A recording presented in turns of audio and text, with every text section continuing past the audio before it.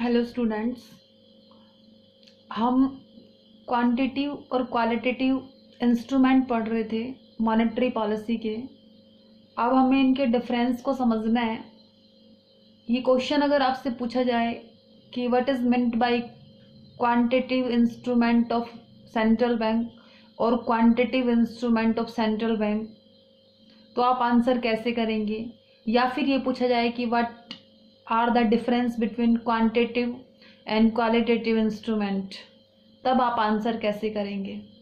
देखो, इन दोनों क्वेश्चंस के आंसर मिल जाएंगे आपको अगर आपको इन दोनों के बारे में डिफरेंस का पता है तो। देखो, हमने कहा क्वांटिटेटिव इंस्ट्रूमेंट्स जो होते हैं वो इंक्लूड करते हैं repo rate, bank rate, reverse repo rate, open market operations and SLR and CRR। Okay, ये सब किससे रिलेटेड होते हैं? क्वांटिटी से रिलेटेड होते हैं। नेक्स्ट है बेटा, जो क्वालिटेटिव इंस्ट्रूमेंट होते हैं वो इंक्लूड करते हैं मार्जिन रिक्वायरमेंट, मोरल सुएजन और क्रेडिट रैशनिंग, और we can say selective credit control. Okay, अब देखो, अगर मैं बात करूं क्वांटिटेटिव इंस्ट्रूमेंट्स की, तो these are general in nature. ये क्या होते हैं? जर्नली अप्लाई होते हैं। Means it affects all the sector making use of bank credit, मतलब ये सभी सेक्टर्स को इक्वली इफेक्ट करते हैं। बट क्वालिटेटिव इंस्ट्रूमेंट्स जो होते हैं वो स्पेसिफिक इन नेचर होते हैं। That's why they affect the flow of credit for particular use. मतलब ये क्या होता है, जो क्रेडिट को इफेक्ट करते हैं पर्टिकुलर एरियाज में इफेक्ट करते हैं ये, ठीक है, सिलेक्टेड सेक्टर्स में इफेक्ट करते हैं ये, लेकिन ये सभी सेक्टर्स को इफेक्ट करते हैं। इसलिए क्या होते हैं? जर्नल होते हैं नेचर में, लेकिन ये क्या होते हैं? स्पेसिफिक होते हैं नेचर में। नेक्स्ट थिंग है बेटा, these are known as traditional method of control. ये क्या होते हैं? ट्रेडिशनल मेथड है, पुराना मेथड है ये, क्वांटिटेटिव मेथड्स जो होते हैं वो। बट जो क्वालिटेटिव मेथड्स होते हैं, these are known as selective methods of control. क्या होते हैं? सिलेक्टिव होता है ये, ठीक है। तो इस तरीके से आप इनको डिफरेंस क्रिएट कर सकते हो। तो अगर आपसे कोई पूछा जाए, अगर आपसे ये पूछा जाए कि what do you mean by quantitative instruments of central bank, then you will reply that quantitative instruments are general in nature and it affects all the sectors making use of bank credit. It include repo rate, bank rate, reverse repo rate, open market operation, SLR and CRR, ठीक है। and these are known as traditional method of control, credit control, okay। और अगर ये पूछा जाए what do you mean by qualitative instrument, तो आप क्या बोलोगे? These are specific in nature, they affect the flow of credit for a particular use, it includes margin requirement, moral suasion, selective credit control, these are known as selective method of control। ठीक है बेटा, ये था आपका RBI और central bank का credit control कैसे किया जाता है। इन इंस्ट्रूमेंट्स के द्वारा क्या करता है RBI? क्रेडिट कंट्रोल करता है। ओके, तो आपको पता चल गया रेपो रेट क्या होती है, जिस रेट पे सेंट्रल बैंक क्या करता है? शॉर्ट टर्म के लिए कमर्शियल बैंक को लोन देता है। बैंक रेट क्या होती है? जिसमें सेंट्रल बैंक कमर्शियल बैंक को लॉन्ग टर्म के लिए लोन देता है। रिवर्स रेपो रेट क्या होती है? जब कमर्शियल बैंक अपने फंड्स को पार्क करता है सेंट्रल बैंक के पास, तो क्या करता है सेंट्रल बैंक? जो उसको इंटरेस्ट देता है, that is reverse repo rate. Open market operation में क्या होता है? सेंट्रल बैंक जो है ओपन मार्केट में अपनी सिक्योरिटीज को सेल और परचेज करता है। SLR वो रेशियो होता है जो सेंट्रल बैंक अपने पास रखते हैं अपने डिपॉजिट्स का, और CRR वो रेशियो होता है जो सेंट्रल बैंक के पास रखा जाता है कमर्शियल बैंकों के द्वारा। ये कमर्शियल बैंक अपने पास खुद के पास रखते हैं SLR, और CRR किसके पास रखा जाता है? रिजर्व बैंक के पास। ओके, मीन्स सेंट्रल बैंक के पास। नेक्स्ट है बेटा आपका कि जो लास्ट फंक्शन आपका बचता है, सबसे पहला फंक्शन था कि सेंट्रल बैंक के पास करेंसी इशू करने की अथॉरिटी होती है। नेक्स्ट फंक्शन था कि क्या होता है? गवर्नमेंट का बैंक होता है। नेक्स्ट था बैंकर्स बैंक होता है, सुपरवाइजर का रोल अदा करता है। नेक्स्ट था क्रेडिट कंट्रोल करता है, जो हमने पढ़ा इन सभी वेरियस फंक्शंस में से निकल के हमने इसको क्लैरिफाई किया कि कैसे क्रेडिट कंट्रोल करता है। आफ्टर दैट एक और फंक्शन था कस्टोडियन ऑफ फॉरेन एक्सचेंज। देखो बेटा, जो आरबीआई जो होता है वो उसके पास सारी फॉरेन एक्सचेंज होती है, ठीक है। The central bank also act as the custodian of country's stock of gold and reserve of foreign exchange. क्या होता है, जितना भी कंट्री के पास जो गोल्ड होता है उसको भी मिनिमम रिजर्व के रूप में कौन रखता है, सेंट्रल बैंक रखता है। और फॉरेन एक्सचेंजेस जो होती हैं वो तो कंप्लीटली ही आरबीआई के पास होती हैं, ठीक है। According to regulation of foreign exchange, ये बेटा फॉरेन एक्सचेंज का नियम होता है, all foreign exchange transaction must be routed through RBI. कहाँ से, किसके थ्रू रूटेड होती हैं, आरबीआई के थ्रू रूटेड होती हैं। Centralised of foreign exchange transaction with reserve bank serve to objective. ऐसा क्यों होता है कि सारी जो फॉरेन एक्सचेंज जो होती है वो आरबीआई के थ्रू ही रूटेड क्यों होती है, उसके पीछे बहुत ज़्यादा एक ऑब्जेक्ट होता है हमारा। सेंट्रलाइज्ड जो होता है मतलब एक जगह पे फॉरेन एक्सचेंज का होना, उसके पीछे ऑब्जेक्ट क्या होता है बेटा, देखो, it helps the bank in stabilising the external value of currency. बेटा आप सुनते होंगे रुपये की कीमत गिर गई, रुपये की कीमत बढ़ गई, तो ये क्या होता है, ये रुपये की एक्सटर्नल वैल्यू होती है। मतलब जो हमारे देश की करेंसी है उसकी भारत को छोड़ के अदर कंट्रीज में जो वैल्यू होती है ना, दैट इज एक्सटर्नल वैल्यू। तो वो वैल्यू बेटा घटती बढ़ती रहती है, तो उसको स्टेबलाइज किया जाता है किसके द्वारा, आरबीआई के द्वारा। क्यों, क्योंकि आरबीआई के पास सारी फॉरेन एक्सचेंज होती है, ठीक है। तो बेटा क्या होता है, ये ना आप पढ़ेंगे मैनेज्ड फ्लोटिंग एक फंक्शन होता है जो आरबीआई के द्वारा किया जाता है, इसको हम पढ़ेंगे फॉरेन एक्सचेंज वाले चैप्टर में, ठीक है। लेकिन जस्ट यहाँ पे इतना सुन लीजिए बेटा, जब भी मार्केट में रुपये की कीमत घटती है या बढ़ती है तो आरबीआई के द्वारा क्या किया जाता है, जो भी करेंसी की वैल्यू घट जाती है बढ़ जाती है ना, उसको क्या किया जाता है, जो भी इंटरनेशनल मॉनेटरी फंड होता है या फिर वर्ल्ड बैंक जो होता है, जो मार्केट होती है जहाँ पे फॉरेन एक्सचेंज को सेल परचेज किया जाता है, वहां आके आरबीआई के द्वारा पर्टिकुलर उस करेंसी को सेल या परचेज कर लिया जाता है, जिससे उस पर्टिकुलर करेंसी की डिमांड और सप्लाई इफेक्टेड होती है। जिस वजह से क्या होता है, हमारे देश की करेंसी को क्या किया जाता है, उसकी वैल्यू को स्टेबलाइज किया जाता है। मीन्स समझने की कोशिश करो, हमने ये कहा बेटा भारत के रुपए की कीमत घटती बढ़ती रहती है, तो उसकी कीमत को स्टेबलाइज करने के लिए मीन्स अवर डोमेस्टिक करेंसी जो है उसकी कीमत, जो कि एक्सटर्नल मार्केट में जो हमारी करेंसी की वैल्यू है उसको स्टेबलाइज करने के लिए ये जो काम है कि जो फॉरेन एक्सचेंज है उसका कस्टोडियन सेंट्रल बैंक को बनाया गया है। क्योंकि अगर अलग अलग संस्थाओं के पास पैसे रहेंगे, फॉरेन एक्सचेंजेस रहेंगी, तो ये काम पॉसिबल नहीं हो पाएगा, ठीक है। तो ये क्या करता है, जो भी हमारे देश की करेंसी है उसकी एक्सटर्नल वैल्यू जो है उसको स्टेबलाइज करता है, मतलब स्थिर करता है एक तरीके से, बहुत ज्यादा फ्लक्चुएशंस नहीं आने देता, मतलब बहुत ज्यादा वैल्यू को गिरने भी नहीं देता और बहुत ज्यादा बूम पे बहुत ज्यादा बढ़ने भी नहीं देता। ओके, नेक्स्ट आता है बेटा, it helps in producing a coordinating policy towards the balance of payment situation of the country। बेटा बैलेंस ऑफ पेमेंट क्या होता है, कोई भी एक कंट्री जो होती है ना वो क्या करती है, अदर फॉरेन कंट्रीज के साथ ट्रांजेक्शन करती है, सेल परचेज करती है, जहां से उसको इनफ्लोज और आउटफ्लोज होते हैं। मीन्स अगर हम एक्सपोर्ट करेंगे तो हमें क्या मिलेंगे, इनफ्लोज हमारे पास आएंगे, पैसा हमारे पास आएगा। और अगर हम एक्सपोर्ट करेंगे तो हमारे पास पैसा आएगा, और अगर इंपोर्ट करेंगे तो हमें पेमेंट करनी पड़ेगी। इसका मतलब आउटफ्लो होगा, करेंसी देश के बाहर जाएगी, ठीक है। तो ये जो अकाउंट होता है ना बेटा बैलेंस ऑफ पेमेंट, ये एक ऐसा अकाउंट होता है जिसमें एक कंट्री की फॉरेन कंट्रीज के साथ जो भी ट्रांजेक्शन्स होती है ना उनको रिकॉर्ड किया जाता है, ठीक है। तो क्या होता है, जो बैलेंस ऑफ पेमेंट जो होता है ना, इससे रिलेटेड जो भी पॉलिसी बनती है ना वो कौन बना सकता है, जिसके पास फॉरेन एक्सचेंज है, ठीक है। तो फॉरेन एक्सचेंज से रिलेटेड पॉलिसी जो है वो कौन बनाएगा, सेंट्रल बैंक बनाएगा। क्यों बनाएगा, क्योंकि उसके पास सारे फॉरेन एक्सचेंज के रिजर्व्स होते हैं। तो जो बैलेंस ऑफ पेमेंट से रिलेटेड जो पॉलिसी होती है उसको कोऑर्डिनेट भी किसके द्वारा किया जाता है, सेंट्रल बैंक के द्वारा किया जाता है। तो ये हेल्प करता है जब हम क्या करते हैं, centralised of foreign exchange transaction with RBI करते हैं, रिजर्व बैंक ऑफ इंडिया करते हैं, तो हमें क्या मिलता है, एक तो एक्सटर्नल वैल्यू को स्टेबलाइज कर पाते हैं डोमेस्टिक करेंसी की, और एक बैलेंस ऑफ पेमेंट से रिलेटेड पॉलिसी को डिटरमाइन कर पाते हैं। ओके, ये था बेटा custodian of foreign exchange reserve के बारे में। ओके, अब बात आती है आपकी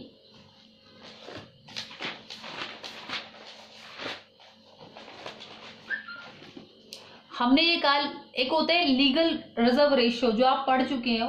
आपने कहा कि commercial bank are obliged to maintain reserve. Commercial बैंकों के लिए ये जरूरी होता है कि वो क्या करें, रिजर्व को मेंटेन करें, जिसमें हमने बताया सीआरआर होता है, एसएलआर होता है, वो आप लोग पढ़ चुके हो। सीआरआर क्या होता है, refers to the percentage of total demand deposit of commercial bank which they must keep as reserve with the RBI. जो कमर्शियल बैंक को रिजर्व आरबीआई के पास रखना पड़ता है वो क्या होता है, सीआरआर होता है। और एसएलआर क्या होता है, जो कि लिक्विड एसेट्स कमर्शियल बैंक अपने पास रखते हैं। ओके, ये सब आपको पता है सीआरआर और एसएलआर क्या होता है। एक बेटा एक होता है वोल्ट कैश रिजर्व। ये क्या होता है, देखो इसको समझो।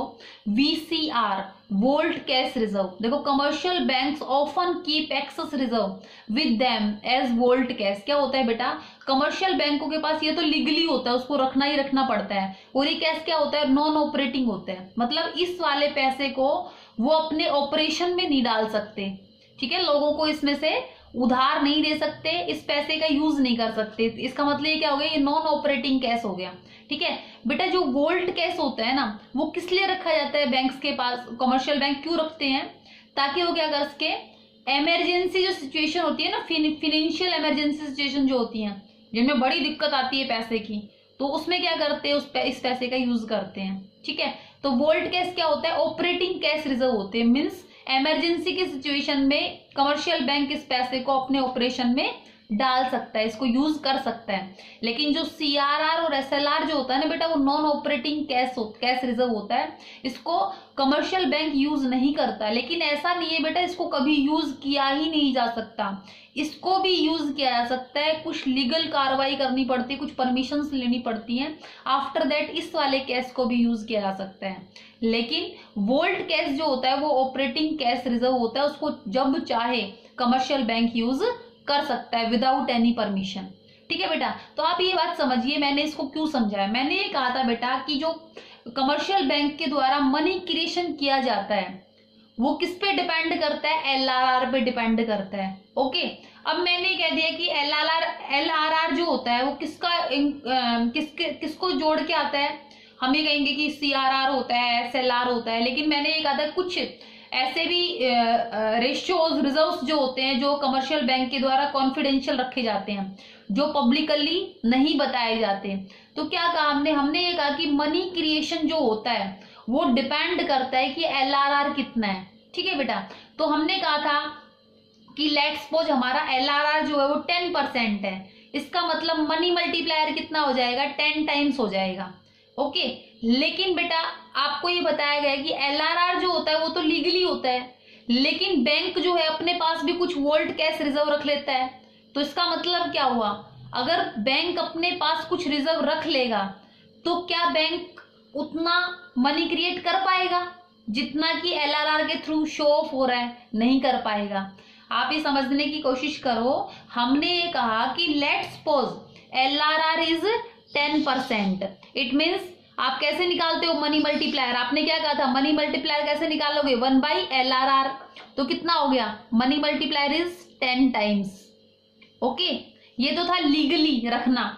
लेकिन अगर मान लो कमर्शियल बैंक ने और भी पैसा अपने पास रख लिया नॉन ऑपरेटिंग करके, मतलब इमरजेंसी सिचुएशन के लिए रख लिया, इसका मतलब बैंक जो है, कमर्शियल बैंक जो है, जो जितना क्रेडिट क्रिएशन कर सकता है उससे कम कर पाएगा, क्योंकि उसने कुछ और पैसा भी अपने पास रिजर्व की फॉर्म में रख लिया। ओके, ये होता है बेटा आपका सीआरआर, एसएलआर और वीसीआर। ठीक है भाई, नेक्स्ट आपकी बात आती है सीडीआर क्या होता है, कैश डिपॉजिट रेशियो क्या होता है। देखो, public often hold a part of their money receipt in the form of cash balances while A part of it is deposited into the bank.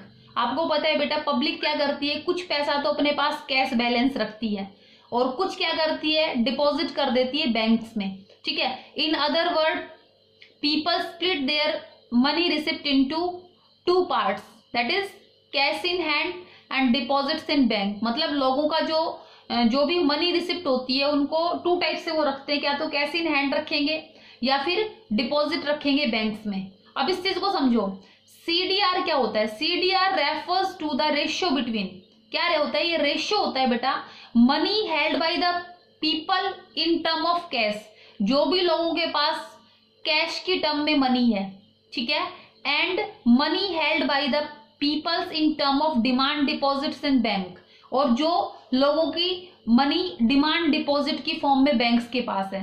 Means CDR को आप कैसे एक्सप्रेस कर सकते हो? CU by DD means cash in hand divide by demand deposit in bank is equal to CDR, cash depository ratio. ठीक है, अब इस चीज को समझो बेटा, अगर लेट्स सपोज लोग कैश ज्यादा रख रहे हैं, अगर लोग कैश ज्यादा रखेंगे, कैश इन हैंड अगर लोग ज्यादा रखेंगे तो क्या होगा, और अगर लोग डिमांड डिपॉजिट ज्यादा रखेंगे तो क्या होगा?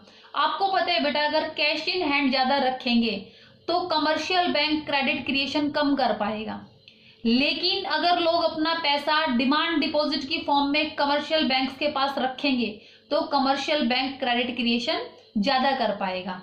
तो हम क्या कहेंगे, हमने क्या कहा, CDR refers to the ratio between money held by the people in terms of cash and money held by the people in terms of demand deposit in banks.